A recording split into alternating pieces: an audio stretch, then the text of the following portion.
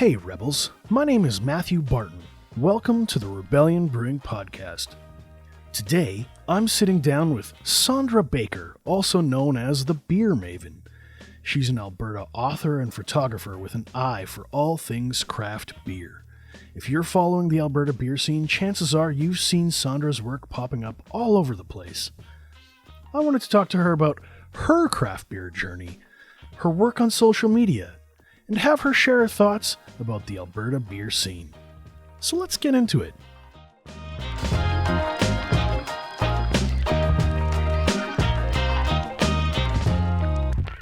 Sondra, welcome to the show. Hi, Matt. Thanks so much for having me today. How's it going?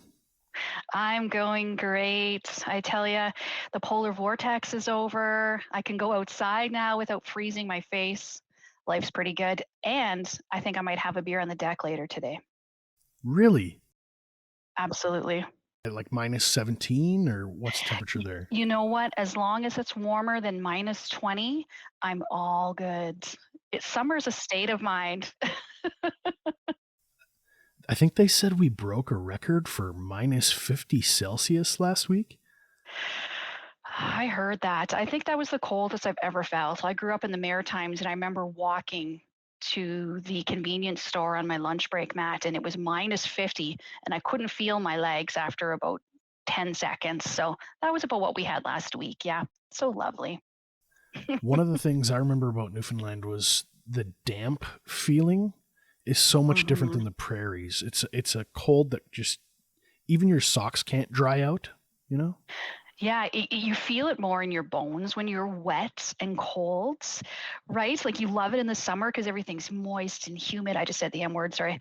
It feels so so nice on your skin and your hair. And the dryness of Calgary, yeah, it shocks you. Like I remember trying to train for a half marathon and running in January, wondering why I was doing this to myself. It's not. I did that one time. I did a half marathon one time, and then I discovered I didn't like running. So I'd rather sit out and have a beer. I think the longest I'll run is maybe across the street from where I parked to get to the brewery to go have a beer. That's me right now. Absolutely. I see people out there running, and I just think, why? Why? Dedication. Dedication. That's what it is. A little bit of craziness, I think. So let's start with your beer story. How did you get into craft beer? You know, I started about 2015, Matt, my journey. I was working in oil and gas and lost my job along with a lot of people. And my husband and I, we would go to the store and we would see these beer and bombers. I used to call myself a bottle snob back in the day. I just always liked drinking beer out of bottles. Now I don't care because I'm pouring it out. I want to see the color.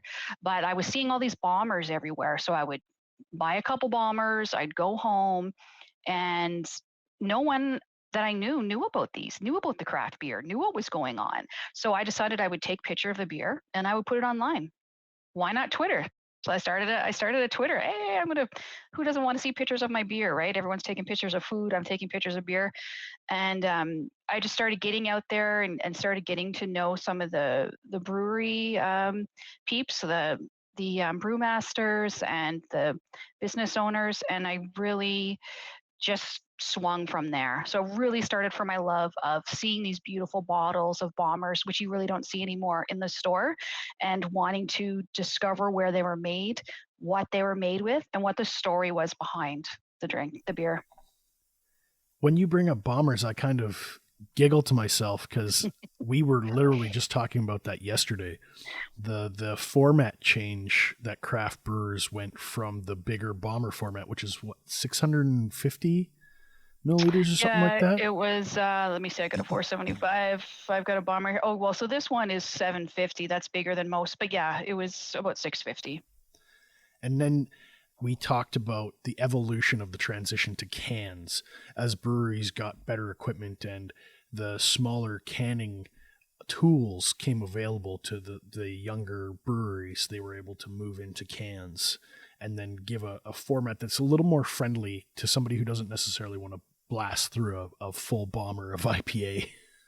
I remember one of my first and still one of my favorite IPAs is the Eclipse of the Hop.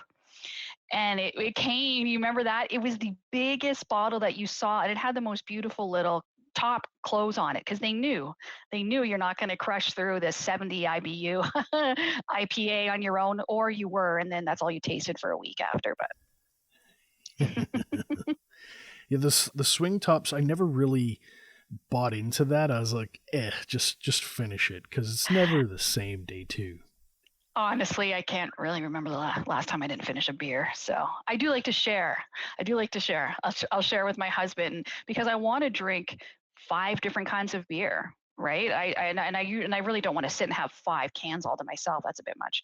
So having someone that I can share them with, say, oh, let's have half and half. That's how I like to. That's how I like to drink. A journey, an Mm-hmm. exploration. A flight. A flight into craft beer. That's right. So, where do you think the craft beer scene is right now? You said you started with Twitter. I first found out about you on Instagram. Where are you kind of active now? I'm active on Twitter, Instagram, and Facebook. I really like the community feel behind Twitter. On Twitter, you can have conversations with each other, and it's not just here's a picture. It's more of a dialogue, an opportunity for an open dialogue, and it's that community and connection. Where I find the Instagram, it's a little less about connection. It's a little more about putting yourself out there, and that's cool. And I do it. But I do really prefer the Twitter. We had Northern Chicken from Calgary tweeting about us yesterday. And I was Get like, out. oh, fried chicken, we've made it. We've made it. It's big time, baby. I love fried chicken. I can't get enough. Who I have a who weak doesn't? spot. There's a fried chicken joint here, and I keep asking Paul, I'm like, man, when are you going to get our beer? When are you going to get a beer on your menu? Fried chicken deserves good beer. So, That's just the perfect marriage right there, yeah. right? Like crispiness and that heat from the fried chicken, and then you're cracking open a nice cold. I don't know. I would probably go for a pilsner with a little bit of a bite to it, Czechoslovakian style pilsner. Yeah. I don't know if it's just me, but I find people on Twitter, I like them more than I like people on other Right. platforms. Thank you. Thank you. I agree to an extent. Once people start talking politics, I'm blocking them. Just I'm on a beer feed. It's a Beer Maven. Let's talk about beer and things that make you happy, right? I don't want to look at my phone and start to feel sad and all dark inside. I want light and fluffy, nice people. I have a Twitter goal or kind of a personal rule where I try to post 4 positive things for every political or negative comment because it's easy to fall into that trap. So I want to try and force myself back into inanity or absurdism or humor just to palate cleanse between the dank, bitter, acrid posts. I love that. I just recently attended a webinar at the University of Calgary on the psychology of social media and how and why people act differently online than they do in person. I studied psychology in university, and I'm a fan of the study, and I never really understood the difference. I'm a kind country person online, and I'm the same way in person, right? And I never understood how manners didn't extend from one platform to another. And maybe I'm old fashioned. I don't know. Maybe that's stating my age a little bit, but it's an interesting thing. It's an interest, and that's why I do like the Twitter and the online beer community, is because they're cool, they're rad, they're fun, they're vibrant. They want to talk about the beer they're drinking, and they want to know the IBU and what the hops are in this, and what new sour are you coming out with, and it's fun and it's light. Well, we need that right now. We need more of that. I try to sneak little hints or secrets about what's coming up next to people on Twitter. I'm like, by the way, here's Mm-hmm. something that no one else knows yet. And Mm. you get this information just because we're goofing off on Twitter. I love that. I love when breweries post pictures sometimes of coming up next. I'm usually bang on. I'm usually I can guess by a picture or by a little hint. That's because my life is just full of craft beer, so maybe it's not fair to everyone else. But You've been at this for a little bit of time, working on different platforms, meeting with tons of beer people. Do you hmm have like a favorite memory that if you sat down with friends, cracked a beer, and said, "Hey, remember this moment? That was awesome." I think I do. I think it's hard for sure. Like the first one that comes to mind when you say that is walking around hand in hand with my husband in Victoria. It's my first time there. I'm a gardener. Man, you show me a place in Canada where I can garden year round. I'm in. I was ready to move there after half an hour. But walk around Victoria and they have a whole craft beer map.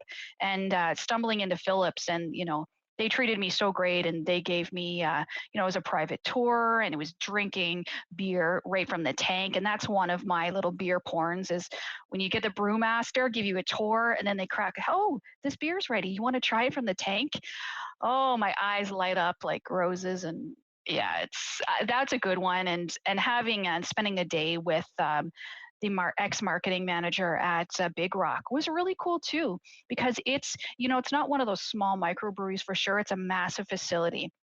So when I visit a lot of small breweries, which I love, of course, but when you can visit a large facility like Big Rock, I was taken into the malting room, the hop room, which I was a total beer geek over, because she was slicing open all these different hop bags, and I was smelling and beer hops from all over the place. She goes, "Oh, here's our New Zealand section." They had a section, right? So I Yeah. was like, okay, well, I need to smell all these, right? And they had a barrel room where all of these barrel aged beers, which I'm a fan of. Barrels from all over the world. So it was cool. Yeah, and it's kind of the opposite of each other, but it was a really neat experience as well. I like that you talked about bringing up pulling off a beer off the tank because that is probably my signature craft beer memory from going to Wisconsin. I got to Mm. meet Kirby, and he's one of the owners of Wisconsin Brewing Co. And my wife and I had just walked in, and we were kind of chatting with one of the girls who was pulling pints, and she kind of twigged. She's like, "You know a little bit about beer, don't you?" She goes, "Hang on, let me get Kirby." And he comes out of the back, and he's got this red Irish setter dog right at nipping at his heels, and he's got a big Oh, ponytail. And he's like, "Come with me," and he gives me a personal tour. Doesn't know me from Adam, and he's like, "Oh, we got this doppelbock right on the tank." And he's like, "Here, go." He just hands me a glass. He pulls one for himself, lets me go, and it was such a wonderful, loving experience. And I was just like, "Man, Kirby, you've got a fan in me for life. I love what you're doing." And so I love that you had a very similar experience as like your oh, peak. 'Cause oh, peak. Absolutely. I still remember the taste of the fresh raspberry wheat beer from Grizzly Paw in Canmore. And this was quite a few years ago. And of course, they were still well known back then, but not as well as they are today. And he says, "We just finished this raspberry. Who likes raspberries?" I'm like, "Oh, I have a raspberry forest in my backyard, please." So I walked up, and you can just smell, like you could see the head of that perfect white foam and that aroma of raspberries. And I'm really thirsty right now. well, why don't we crack some beers and talk about them? I love that. Let's do it. Is there a greater sound than that in the world? It always makes my mouth water. I mean, maybe baby's first cry. It makes your mouth water, exactly. So I am pouring right now a beer all the way from the east, just like I am from. So I'm from PEI, and this beer is actually from the other island out east. This is from Newfoundland, and this is Quidi Vidi. This is their small batch pineapple sour, and I haven't tried it yet, but I'm really into sours right now. It seems a little off season, but it's very beautiful. There's a lot of carbonation in there. It has the effervescence almost of like a champagne or a cider. It's got a very thin white head, and definitely has aroma of pineapple. So I'm going in.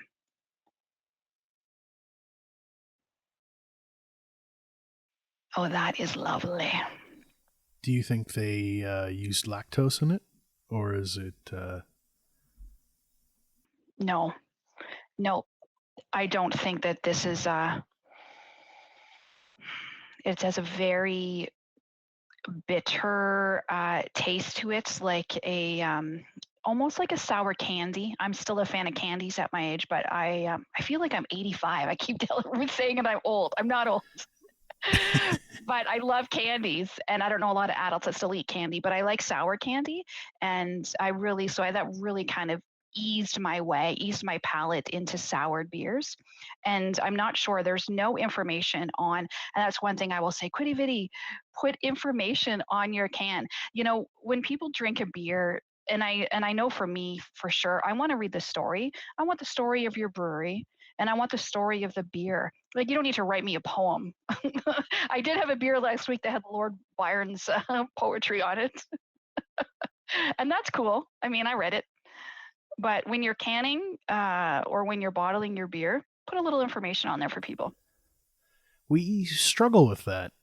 We go back and forth. When we very first started, we had kind of like 2 paragraphs, and you'll see on our bottles, it's still kind of that vestigial little description. It's kind of a Yep. little love note from Mark to the person who's cracking open the bottle. Mm-hmm.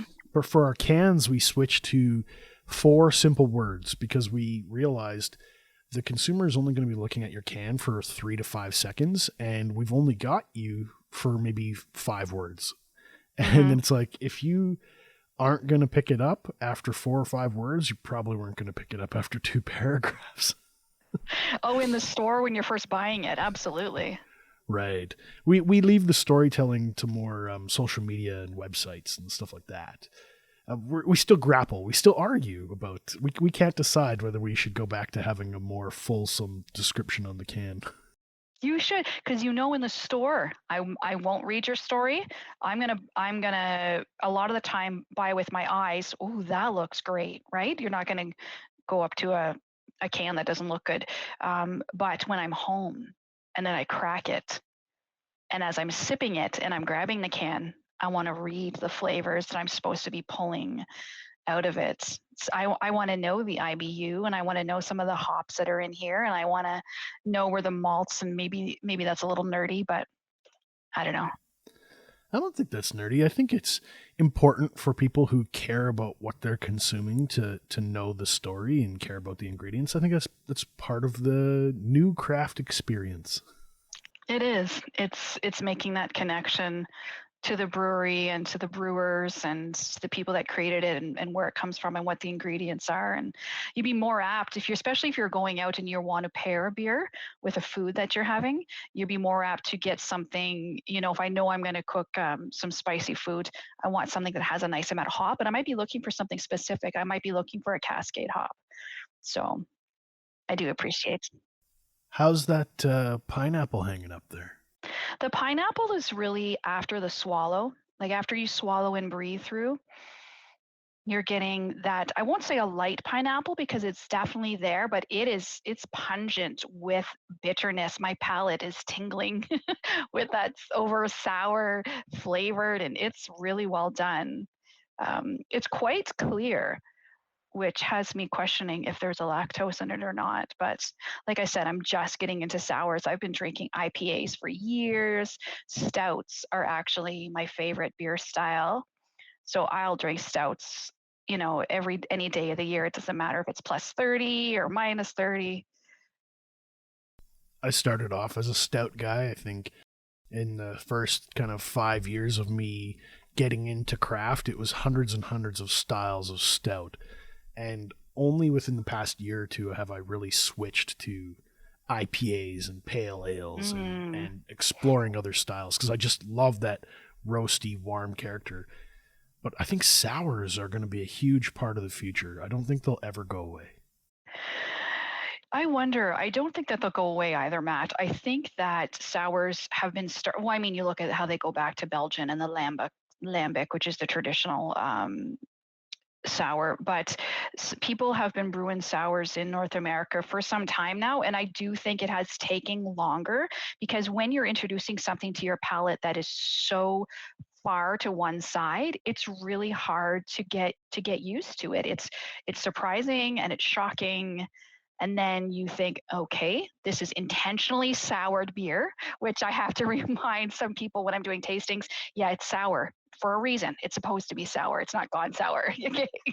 And then I always tell people, get it out of your head. Like, understand what you're about to drink before you let it taste, before it comes over your palate, because you don't want to be in such a shock. You want to be able to enjoy the nuances of flavors.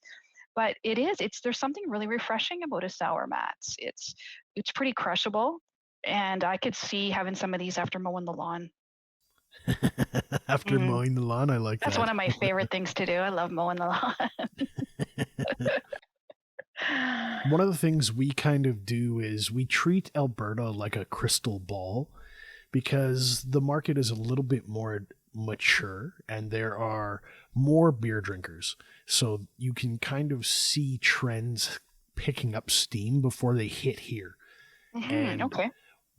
we launched our products in Alberta about 3 weeks ago. It's a lot of red tape and nonsense, but it surprisingly has been easier to deal with than our own local regulator.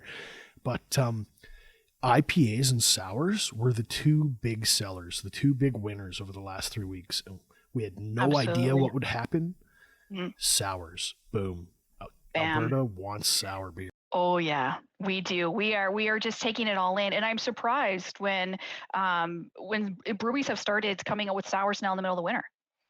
Right? Because I think traditionally people are like, oh, sours, those are summer seasonal, but sours are coming out now. There was a new sour that just came out the other week. I loved it. It's New Level Brewing, which is here in Calgary, and it's their peach cobbler sour. Uh-huh.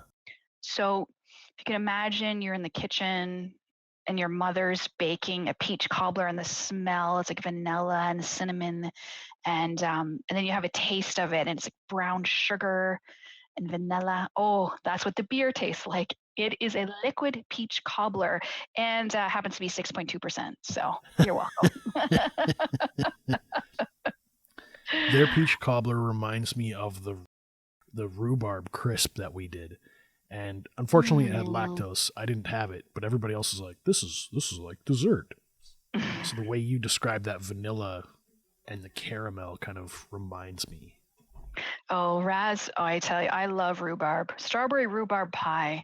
We ate a lot of rhubarb on the island growing up in the Maritimes. I'm not sure. Maybe it was just a cheap fruit. It's a fruit, right? Rhubarb is considered a fruit or a vegetable? I think it's a rude, healthy plant that grows in crappy soil conditions and just there you go. doesn't die. It doesn't die. It just keeps coming back year after year. And we would snap it off and chew it as a kid and make that face. But yeah, the rhubarb sours are a great beer for brewers. I would love someone to come out with a strawberry rhubarb sour. That would be delicious. Didn't Fuggles and Warlock do a strawberry rhubarb beer? I'm not sure. I've had Fuggles and Warlock, and they make a really nice strawberry. Is it a strawberry wit? I can't think of it right now. My memory is fuzzy, but I think it was a couple years, maybe 3 years ago. Mm-hmm. I think I had it from Kensington Market because I was visiting family for a wedding anniversary in Calgary. It escapes me. I'm sorry. No, it's all good. Those flavors marry so beautifully together. And I like beers that can have, you think of spice and hops. And I know that I may be one of the only weirdos out there that I actually really like a spicy beer. And I had a sriracha one time, and who made it? It looked like a sriracha bottle. It was insane. Rogue, probably Rogue, because they're crazy down there. But it was a sriracha bottle, and it was a spicy beer, but it had a lot of hop in it as well. And when you have those contrasting flavors, with the spice can tone down the bitterness of the hop, and then the hop can also, just mellow down the spice a little bit, and they just go so well together. Can I tell you a little secret? We shipped you a care package of some beer to say thank you for coming on the show. Lovely. And one of those beers is a Mexican hot chocolate stout called Night Viper. Called Night what? Night Viper. Night Viper. I love it. I was just going to say before you said that I love spicy stouts. So, yes, Mexican. Put some chilies in there. Yeah. It's true, it has chilies. This time they weren't so aggressive on the heat. It's Hmm. very gentle, creeping. Approachable. It's present, but yeah, easy to drink. Very chocolatey. I hope you dig it. Oh, It's I'm going got to love it. art featuring Joel Hustack. He's a local guy from here in Regina, and it's he's a rad dude, and he's made a couple other pieces for us, like our Pandemonium, which is really exciting with two panda bears doing kung fu. He's just a cool guy, and I'm really excited to show people from outside Regina his artwork. So Oh, I love that. I drove up to visit my brother who lives in Flin Flon. Flin nice. Flon. I love saying Flin Flon. So I drove up and then I stopped in.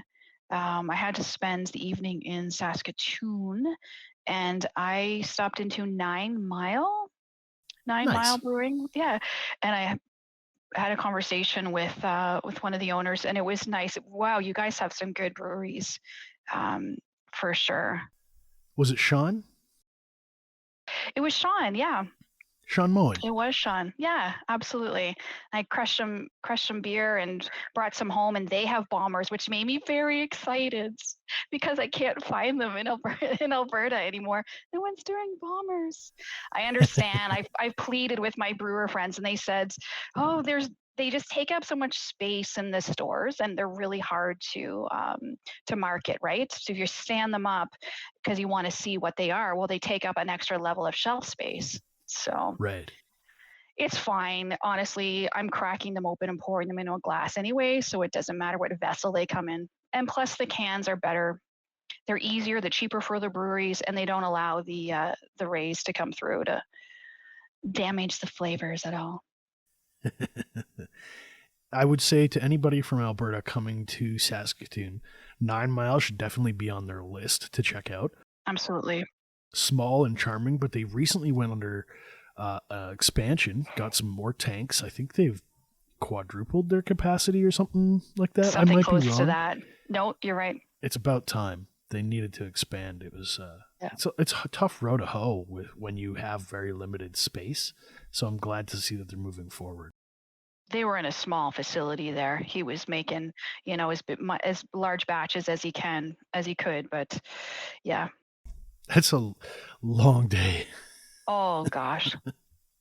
Yeah. How many days have you spent brewing? I saw a couple photos of you hanging around at the brew tanks. Do you know what? Well, I have friends who are brewmasters and who own breweries, and so they know to have me over whenever they're brewing, but I've actually have never brewed a beer. And I think that's a horrible thing to say, and I hate myself for it. But it's like, hello, brewmasters. Tell me when you're brewing a beer. I will come, I will don my PPE. I will arrive on time. It's fun, and I love the whole process, just the smell of it and being able to taste it. When my friend, when they were creating Legend Seven Brewing in Calgary, I went through that whole process with them, picking out the land for the brewery, getting excited when they finally found a spot, sitting down when they're just putting up.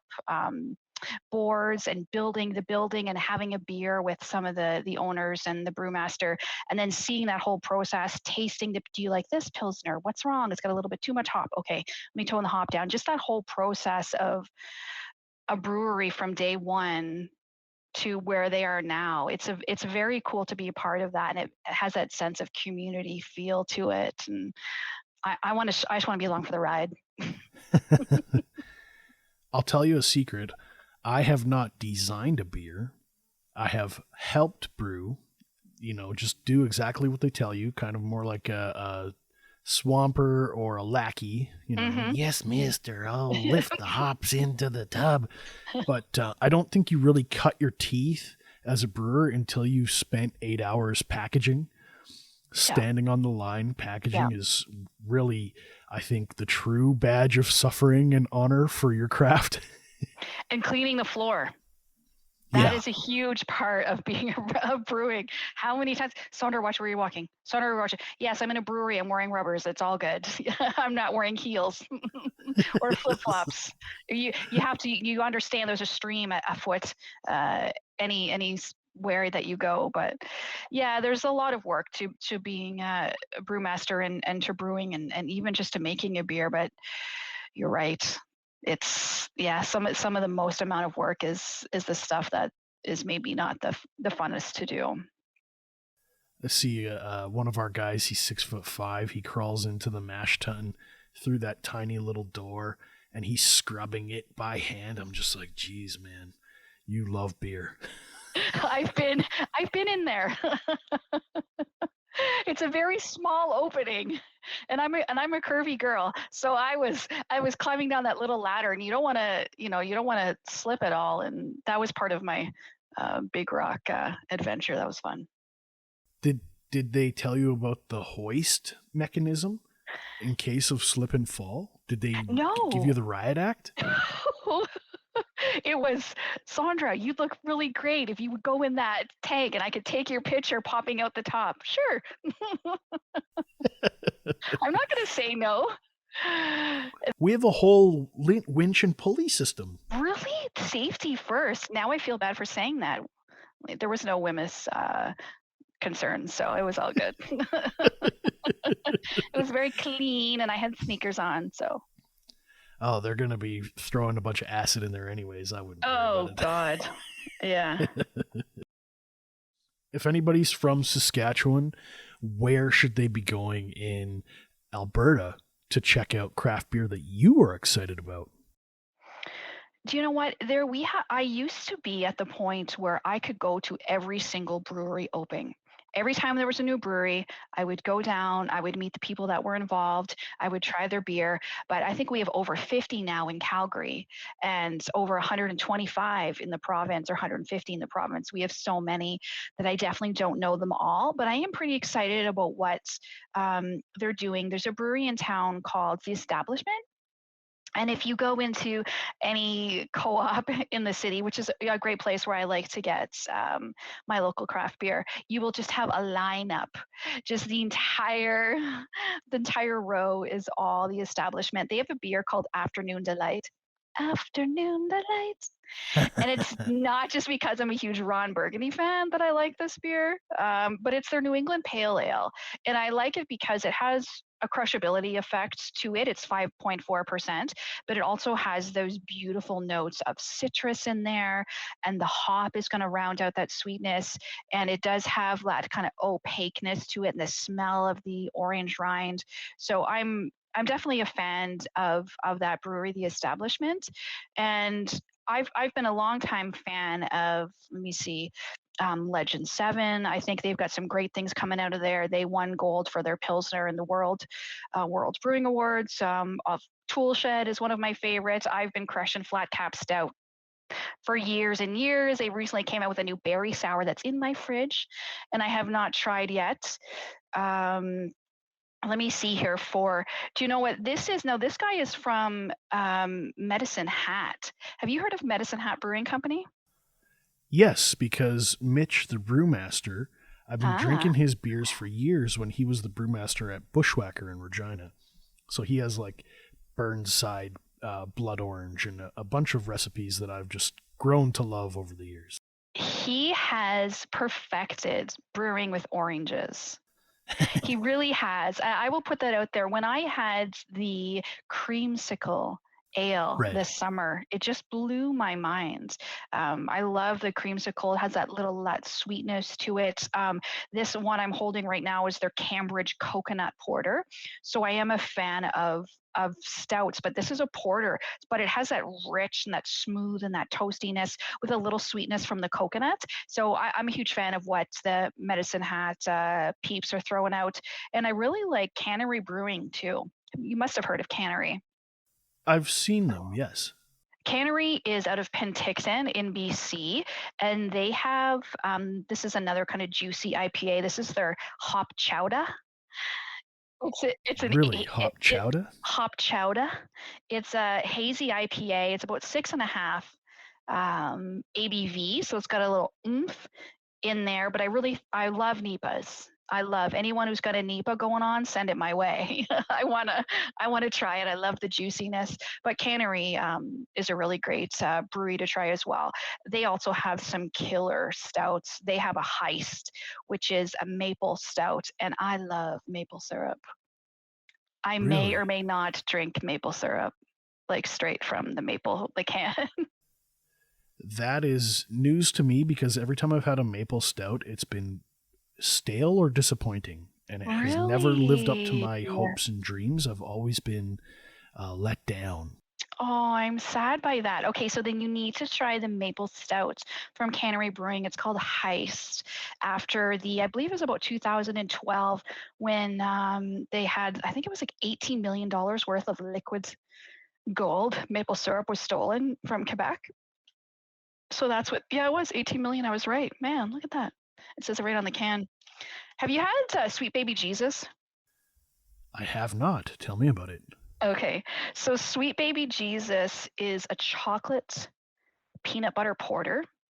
Okay. And it's from, like, I know chocolate peanut butter. Okay, it's a liquid Reese's peanut butter cup, but it has alcohol in it. So, check and check. And this is 6.2%, and it's from Duclaw, which is in Baltimore. And Duclaw is killer. Like, everyone knows Duclaw. Yeah, I've heard of them. But Sweet Baby Jesus, it's kind of hard to find. I kind of give people heck when they do their orders. I always make sure they're aware of it. But it is a really beautiful, well-rounded peanut butter chocolate. And another one that is really up there as well is the Belching Beaver. I have had Belgian beaver. That's insane. It is so much peanut butter and so much chocolate. It's divine, very rich. I feel like peanut butter is a very dangerous thing to put in a beer because you can do it well, or you can have like a paste in your teeth, and then you Hmm. have to go brush your teeth. Oh, that's not good. Don't give me one of those. Yeah, you want a smoothness, almost like a melted peanut butter. But it's not that something I would sit down and have a six pack of. I really don't know anyone that does that with stouts, to be honest. If I'm gonna have a stout, I'm probably gonna have two. Yeah. And then I might move into porters or a brown ale and then throw my palate and just be really crazy and go into IPAs or sours. But those are something because they cover your palate. I always tell people if you're gonna have an IPA or if you want to have a sour, maybe save that for the end. Because if you're starting out with something that has a lot of hop in it or a lot of intense flavor, that's gonna cover your palate. Like I was talking earlier about the eclipse of the hop. It's there for a long time, unless you're gonna go have mouthwash and toothpaste, and it's just not a good experience. You have this diverse background with beer. You have an amazing collection in front of you, and you've given me a few recommendations. If somebody's been listening to this podcast and they want to follow you and find out more about what gets you excited about beer, where should they go? They can follow me as the Beer Maven on Instagram, Twitter, or Facebook. And I love when people have questions about beer, what pairs well, if they have a partner that doesn't like beer, what should they get them? I love when people say, I don't like beer. Oh no, you just haven't found the one. That's all. I love that philosophy. Sondra, thank you for your time today. You're very welcome, Matt. Thank you so much for having me on. Cheers. Cheers.